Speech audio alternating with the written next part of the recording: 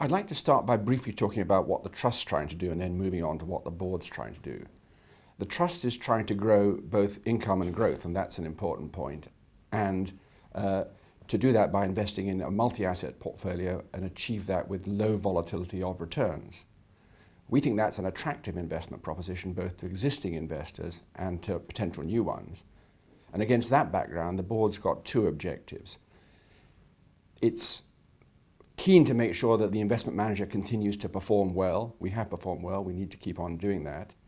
It's also important that we market the Trust effectively. It's a small trust, but it's one that we think is attractive to investors because of its purpose and the way it's performed. And so we are very keen to promote that. If we can do both those things, I think shareholders will be pleased with what we've done.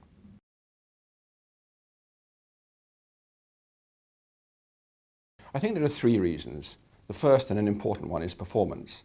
Since shareholders approved the new investment mandate back in 2012, the Trust has performed very well. In terms of net asset value total return, it's outperformed the FTSE All-Share Index, it's outperformed the FTSE Wealth Managers Stock Market Balanced Index. It's done that with low volatility. In addition, it's outperformed its own benchmark, which is LIBOR plus 3%, and over the period, shareholders have seen growing dividends. That's all good news. That good performance has been recognized by a number of external ratings and other agencies who have given the Trust various high awards for what it's achieved. And those again help the Trust raise its profile.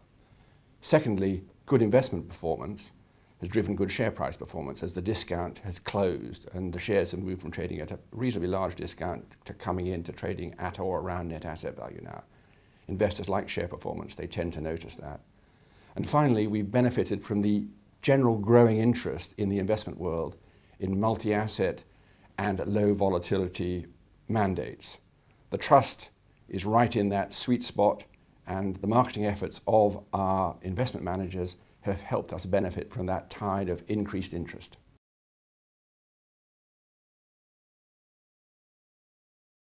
We've signalled in the past that we plan to bring in a discount control mechanism, and that'll be coming in at this year's AGM. The purpose of that discount control mechanism is to help the shares trade at or around par and bring certainty to that, and to improve the liquidity in the Trust. It's a small Trust, we want to grow it, and improved liquidity will be a big help. The way the discount control mechanism will work is that we will buy back shares at a small discount to net asset value and issue shares at a small premium to net asset value where demand exceeds supply.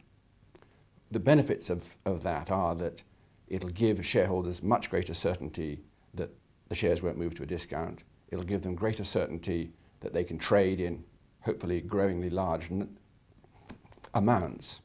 And if we can achieve that, and if we're successful with our investment performance and our marketing, we would hope to see increased demand over supply, and we'll be able to issue new shares, and that'll grow the Trust. The benefit of that for shareholders is going to be that we can spread the fixed costs of the Trust over a larger asset base and bring down our ongoing charges ratio. I'd like to make the point as well that this discount control mechanism is one that is being used by a number of other trusts in the sector, and if you look at what they've managed to achieve, they've been successful in making sure their shares trade at or around net asset value and in growing their trusts.